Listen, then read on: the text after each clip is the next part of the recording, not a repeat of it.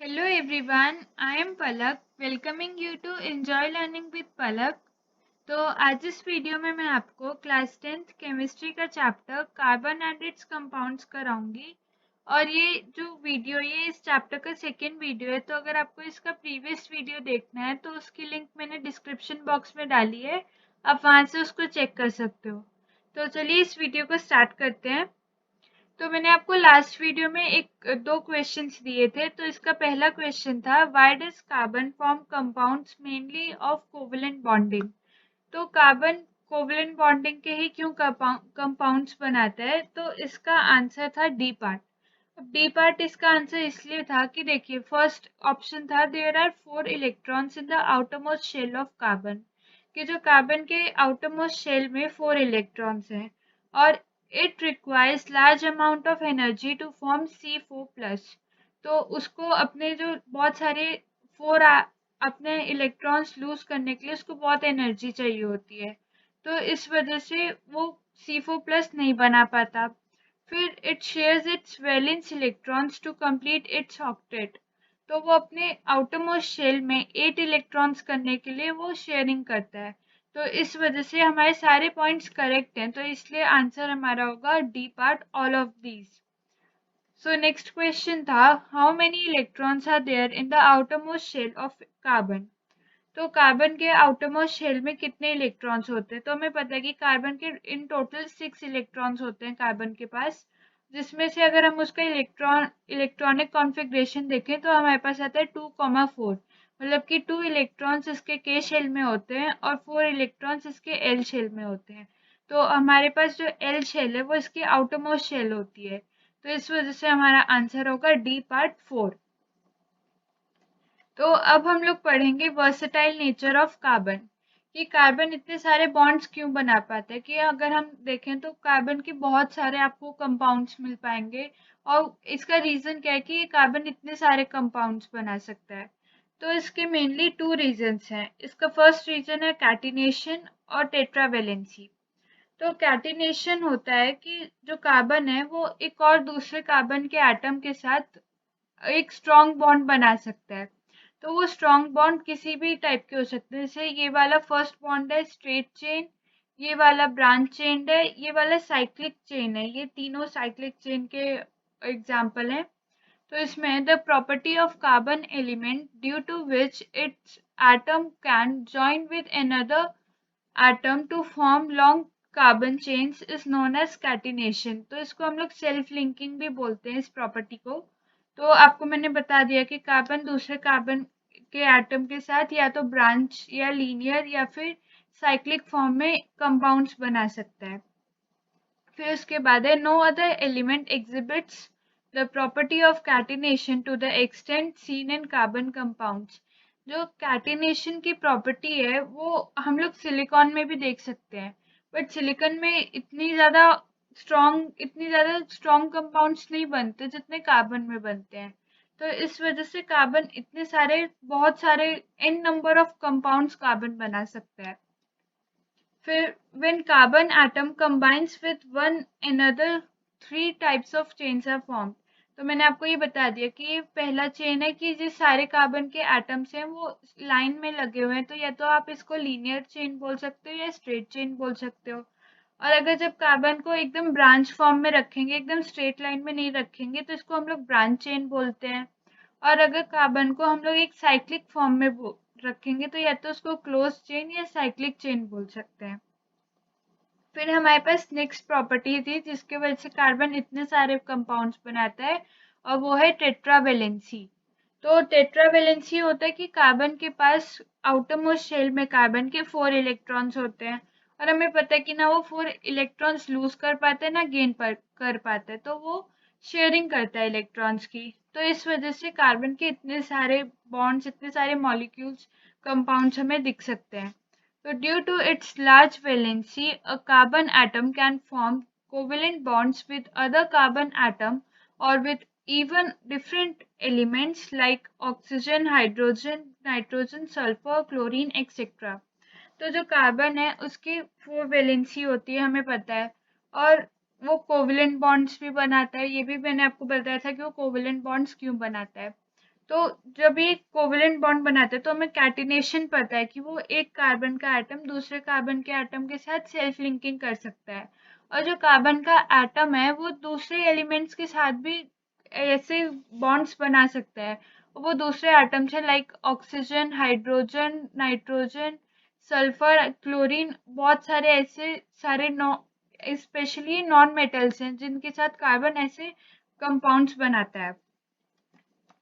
Y carbon form strong bonds. तो अब एक क्वेश्चन है कि कार्बन इतने सारे स्ट्रॉन्ग बॉन्ड्स क्यों बनाता है, उसके बॉन्ड्स इतने स्टेबल क्यों होते हैं। तो उसका आंसर ये है कि कार्बन के जो साइज है वो बहुत छोटा है। अब छोटे से मेरा मतलब ये नहीं है कि वो बहुत छोटा लग रहा है, छोटे तो लाइक हाइड्रोजन भी है, बहुत सारे हैं, बट कार्बन ही इतने स्ट्रॉन्ग बॉन्ड क्यों बना रहा है। कार्बन इसलिए इतने स्ट्रॉन्ग बॉन्ड बना रहा है क्योंकि वो एक नॉन मेटल है फर्स्ट ऑफ ऑल, और जो नॉन मेटल है उसके आउटर मोस्ट शेल से उसके जो न्यूक्लियस है वो बहुत ज्यादा क्लोज है। बल्कि सिलिकॉन के पास भी ऐसे कैटिनेशन की प्रॉपर्टी है, बट वो इतने स्टेबल इतने स्ट्रॉन्ग बॉन्ड्स नहीं बना पाता क्योंकि उसके पास से उसके न्यूक्लियस से उसका आउटर मोस्ट शेल जो है वो थोड़ा सा ज्यादा दूर है एज कम्पेयर टू कार्बन। तो one reason is its small size. तो मैंने आपको बताया कि कार्बन के जो छोटा साइज होता है इसके वजह से वो इतने सारे कंपाउंड्स बना सकता है। This enables the nucleus to hold on to the shared pairs of electrons. तो जो न्यूक्लियस है वो जो इलेक्ट्रॉन्स की जो शेयरिंग हुई है उसको वो स्ट्रांगली होल्ड कर सकता है। तो इसी वजह से जो कार्बन का कंपाउंड होगा वो बहुत स्टेबल होगा और बहुत ज़्यादा स्ट्रांग होगा। The bonds formed by the elements having bigger atoms are much weak. तो जो सिलिकॉन होता है, सिलिकॉन के पास भी कैटिनेशन की प्रॉपर्टी होती है, बट उसका एटम का साइज थोड़ा बड़ा हो गया है, तो इस वजह से उसके बॉन्ड इतने स्टेबल नहीं है और उसके बॉन्ड थोड़े से कार्बन के कंपैरिजन में वीक है। तो ये देखिए कार्बन का एक ये एटम है, और इसका जो ये सबसे वैलेंस शेल होता है जो आउटर मोस्ट शेल है उससे इसकी डिस्टेंस बहुत कम है। बल्कि अगर मान लो हम लोग सिलिकॉन करेंगे तो सिलिकॉन के एक और शेल ऐड हो जाएगा तो उसका जो डिस्टेंस है वो थोड़ा सा बढ़ जाएगा उसके आउटर मोस्ट शेल के इलेक्ट्रॉन से। तो इस वजह से जो कार्बन है वो ज्यादा स्ट्रॉन्ग बॉन्ड्स बनाता है। फिर अब हमें पढ़ना है कि एलोट्रोप्स क्या होते हैं कार्बन के। तो हमने एलोट्रोप्स में हमने बहुत सारे दो एलोट्रोप्स तो आपने बहुत पहले से पढ़ रखे होंगे। एक डायमंड होता है और एक ग्रेफाइट होता है। तो डायमंड हमें पता है कि सबसे हार्डेस्ट सब्सटेंस होता है पूरे नेचर में अभी तक जो पाया गया है, और ग्रेफाइट होता है वो बहुत स्लिपरी और वो होता है सॉफ्ट होता है। तो कभी आपको लगा होगा कि मतलब दो एलोट्रोप हैं एक ही कार्बन के हैं, बट दोनों की प्रॉपर्टी इतनी डिफरेंट है कि एक एकदम हार्ड है और दूसरा ग्रेफाइट जो एकदम स्लिपरी और सॉफ्ट है। तो चलिए पढ़ते हैं कि एलोट्रोप्स क्या क्या हैं कार्बन के। तो फर्स्ट ऑफ ऑल हमें जानना है कि एलोट्रोप्स होते क्या हैं। तो जैसे कार्बन है, कार्बन एक एलिमेंट है। अब ये कार्बन एलिमेंट है तो इस एलिमेंट की जब डिफरेंट डिफरेंट फॉर्म्स में और सारे बहुत सारी प्रॉपर्टीज होते हैं, बहुत सारे डिफरेंट फॉर्म्स होते हैं एक एलिमेंट के, तो उसको हम लोग एलोट्रोप्स बोलते हैं उस एलिमेंट का। तो allotropes are the various physical forms that an element can exist in. तो मैंने आपको बताया कि एक एलिमेंट जो डिफरेंट डिफरेंट फॉर्म्स में एग्जिस्ट कर सकता है उन सबको हम लोग एलोट्रोप्स बोलते हैं उन फॉर्म को। तो मैंने आपको बताया था कि हमने दो एलोट्रोप के बारे में पढ़ा है, एक डायमंड होता है और दूसरा ग्रेफाइट होता है। तो और इस चैप्टर में हम लोग इस क्लास में हम लोग तीन एलोट्रोप्स के बारे में पढ़ेंगे। आपके में एक एडिशनल एलोट्रोप है और उसको हम लोग बोलते हैं फलरीन्स। ओके, तो पहले हम लोग डायमंड के बारे में पढ़ लेते हैं। तो डायमंड के बहुत सारे अलग अलग फीचर्स हैं। डायमंड हमें पता है कि सबसे hardest non naturally occurring substance है, और उसके बाद वो इलेक्ट्रिसिटी को कंडक्ट नहीं कर सकता। एक आपके लिए न्यू इन्फॉर्मेशन है वो है कि एक कार्बन का एटम लाइक ये जो डॉट डॉट है ये सारे कार्बन के एटम को शो कर रहा है। वो दूसरे चार ऐसे और कार्बन के एटम से लिंक होते हैं, और इससे इसकी टेट्रा वैलेंसी मतलब इसके जो 4 वैलेंस इलेक्ट्रॉन्स हैं उसकी भी शेयरिंग मतलब पूरा स्टेबल हो जाता है, और इतना स्ट्रॉन्ग बॉन्ड हो जाता है कि ये इतना इस वजह से ये जो डायमंड है वो सबसे हार्ड होता है। और जो मैंने आपको बताया था कि अगर कोई भी कार्बन है, कार्बन को अगर आप उसको एयर में बर्न करोगे तो वो CO2 फॉर्म करेगा। तो इसका भी यही यहाँ लिखा है कि form CO2 when burned in O2 presence. तो डायमंड के अंदर भी कार्बन होता है, तो जब कार्बन को आप ऑक्सीजन में बर्न करोगे तो वो फिर कार्बन डाइऑक्साइड बनाएगा।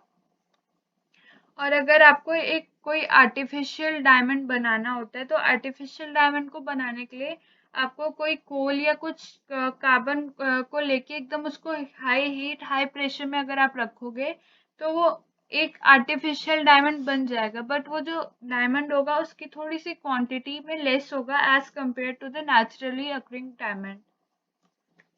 उसके बाद फिर ग्रेफाइट। अब ग्रेफाइट जो होता है वो एक कार्बन का एटम 3 और कार्बन के एटम से लिंक होता है ग्रेफाइट में।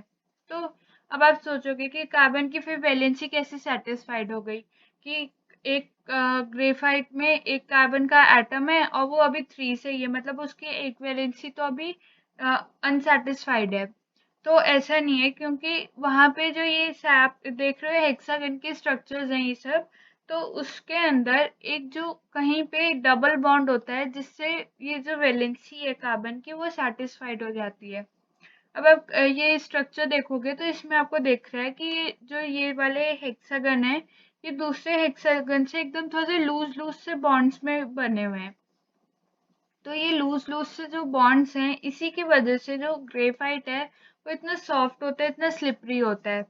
तो ग्रेफाइट को तो आपको पता है कि ग्रेफाइट हम लोग कहाँ कहाँ यूज कर सकते हैं। ग्रेफाइट को हमारे पेंसिल्स में हमारे ग्रेफाइट यूज हो सकता है, उसको हम लोग मशीन्स में यूज कर सकते हैं, लाइक उसको सॉफ्ट करने के लिए, स्लिपरी करने के लिए। और जो हमारे पास सेल होती है उसके अंदर जो इलेक्ट्रोड्स होते हैं वो भी ग्रेफाइट होते हैं। तो अगर आपको कभी ग्रेफाइट का क्वेश्चन आया कि ग्रेफाइट का कलर कैसा है, तो पेंसिल तो हम सबके पास होती है, तो पेंसिल का अगर आप उसका लेड का कलर देखोगे ना तो वो ग्रेश ब्लैक होता है। तो आप लिख सकते हो कि वो ग्रेश ब्लैक कलर का होता है। फिर ग्रेफाइट ओपेक होता है और डायमंड से थोड़ा सा लाइट होता है और स्लिपरी होता है। और मैंने आपको डायमंड के यूजेस, 2 यूजेस होते हैं वो मैंने आपको नहीं बताया। एक उसका फर्स्ट यूज होता है जैसे कि हमें पता है कि ज्वेलरी में डायमंड यूज होता है, और दूसरा होता है कि वो ग्लासेस को कट करने के लिए यूज होता है। कि आपने कभी अपने कहीं देखा होगा कि ग्लास जब कट हो रही होती है कोई भी विंडो के लिए या कहीं के लिए भी, तो उनके पास एक छोटा सा पीस होता है जिससे वो ग्लास को कट कर रहे होते हैं।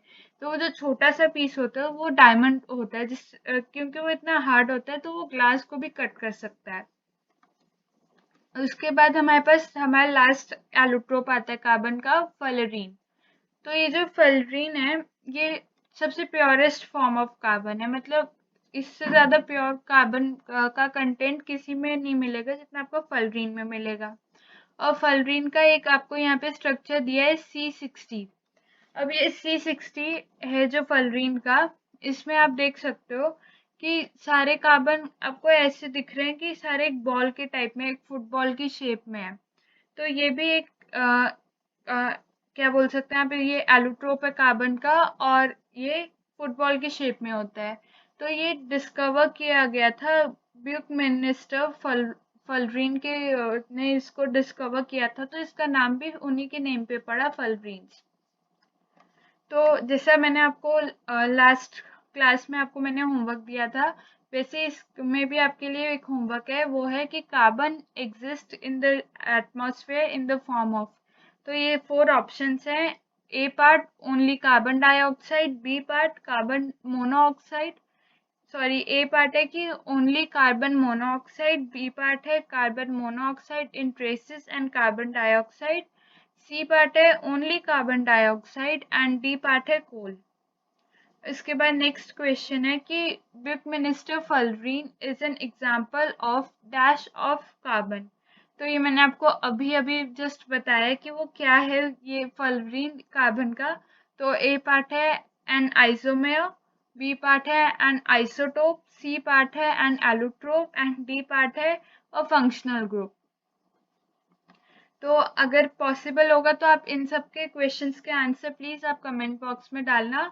और अगर आपको ये वीडियो अच्छी लगी होगी देन प्लीज़ इस वीडियो को लाइक करना, शेयर करना एंड मेरे चैनल को सब्सक्राइब कर देना and thanks for watching this video.